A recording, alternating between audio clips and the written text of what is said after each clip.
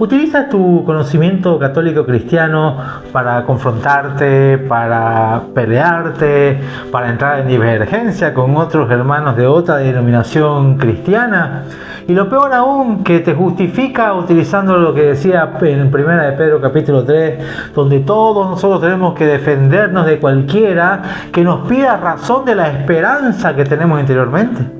Yo creo que ese texto bíblico lo hemos utilizado de manera incorrecta, utilizando una hermenéutica equivocada, ya que ese texto no te está diciendo que tú confrontes tu conocimiento que tienes sobre tus convicciones o sobre la doctrina de la cual tú practicas, sino que ese texto hace referencia en realidad cuando somos confrontados por las buenas acciones que nosotros hacemos. De hecho, el texto hace referencia específicamente de que nosotros tenemos que defender la esperanza que tenemos en función a las buenas acciones que hacemos en función a cuando Cristo está en nuestro interior y actuamos, y de la cual nosotros deberíamos alegrarnos que nos actúen mal a nosotros haciendo el bien. El drama ha sido que efectivamente hablen mal de nosotros haciendo el mal, digamos. Pero si nosotros actuamos en función a la voluntad de Cristo, de amar al prójimo, perdonarlo, de dispensar misericordia, dispensar gracia, de entregar todo nuestro corazón y nuestro ser a nuestro prójimo, pero si la gente comienza a hablar en función de eso, nosotros deberíamos más bien alegrarnos y solamente dar razón de nuestra esperanza en Cristo Jesús, o que nosotros expongamos el interior de lo que se llama la teología de la inhabitación. Hola mi hermano, ¿cómo estás? Bienvenido a lo que es la reflexión del Evangelio número 6 del tiempo de Pascua. Continuamos con el Evangelio de San Juan capítulo 14, pero hoy del versículo 15. Y efectivamente, hoy vamos a hablar sobre la actuación de la Santísima Trinidad en el alma de la persona que vive en la gracia de Dios. Y esos son conceptos que, claro, lo hemos escuchado, pero no lo hemos profundizado. Nosotros tenemos que reconocer que toda buena acción, toda buena dádiva que nosotros podamos entregar en servicio para los demás es dado cuando nosotros permitimos que la Santísima Trinidad, Dios Padre, Dios Hijo y Dios Espíritu Santo, se pueda actuar en nosotros. Y eso nos vivir en la gracia de Dios. A veces nosotros cambiamos el concepto cuando decimos tenemos que vivir en la gracia de Dios y no quisiera morir no estando en gracia, pensando que nuestras acciones nos llevan a la gracia, y no es así. La gracia de Dios significa que Dios actúa en nosotros por conveniente para que a partir de ahí nosotros vivamos libres del pecado y de la muerte.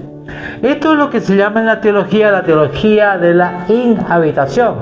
Es una teología donde nos muestra específicamente de la acción concreta de nuestra alma de completa comunión con Dios y la acción específica del Hijo y con la fuerza del Espíritu Santo. En otras palabras, es permitir la acción completa de la Trinidad en el alma de cada ser humano. Y cuando eso sucede es lo que nosotros ya manifiesta las obras de santidad. Las gracias santificantes actúan en nosotros y a partir de ahí nosotros ya vivimos y permitimos que la Santísima Trinidad actúe viva y fielmente en nosotros. Y ya no somos nosotros, sino que es Cristo que vive en nosotros. Entonces Jesucristo consuela a sus discípulos en la última cena y le dice: miren, ustedes si realmente me aman, ustedes obedezcan mi palabra, obedezcan mis mandamientos. Esa obediencia, ¿qué es lo que va a hacer? Va a permitir que venga el Paráclito, el otro regalo que es parte de Dios, y Él va a habitar en ustedes, que es el Espíritu de la verdad. Y a partir de ahí va a haber el amor mutuo. Ustedes me aman a través de la obediencia y yo los amaré en el amor que tiene mi Padre conmigo y yo con el Padre, que es la unión, y habitaremos en tu corazón. Qué interesante esa palabra de consuelo, ¿no? Ya no nos voy a dejar huérfanos.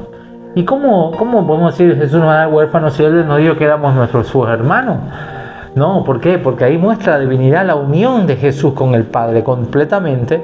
Y nos dice, bueno, yo físicamente ya no voy a estar con ustedes, pero a partir de que yo me vaya, el Señor, Dios Padre, va a derramar el otro Paráclito, otra persona. el Espíritu Santo, que viene con fuego y poder, con la voluntad del Padre y con la voluntad del Hijo, actuando en una sola persona, que es el Espíritu Santo, y ese va a morar en nosotros. Entonces, a partir de ahí nosotros vamos a actuar como Dios quiere que vivamos en nuestra vida, pero gracias a esa acción santificante. Padre, el Hijo y el Espíritu Santo va a vivir en ustedes y ustedes lo van a reconocer. Y eso es lo que tenemos que entender. No es nuestra voluntad, no es nuestro esfuerzo, es su acción santificante. Lo único que tenemos que hacer es rendirnos, abrir nuestro corazón a que Dios pueda morar en nosotros. Esta teología lo decía San Pablo en la primera carta. Ustedes son templo del Espíritu Santo. A partir de ahí, de que ustedes tengan comunión con Él, porque si no hay comunión, por supuesto que Él no puede morar en donde no hay comunión.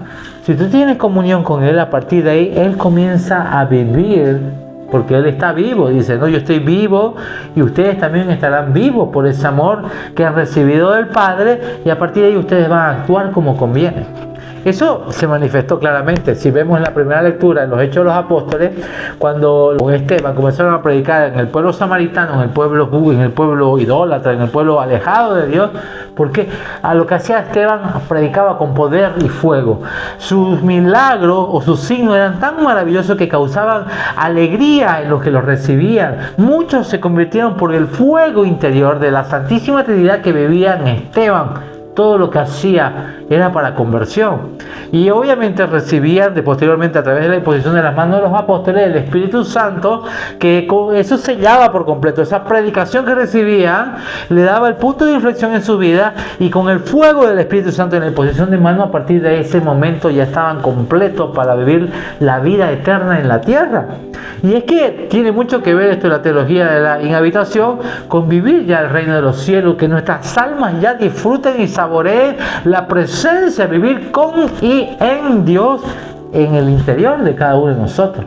Dice, el que recibe mis mandamientos y los cumple, ese es el que me ama.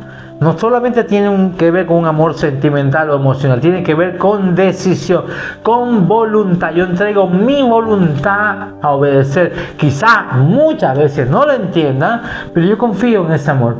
Entonces le entrego mi voluntad, obedezco, porque conozco que su palabra es verdad. ¿Cómo lo sé? Porque vive el Espíritu de verdad en nosotros y reconoce que toda palabra de Dios es verdad, y por eso yo, aunque no lo entienda, lo actúo en obediencia.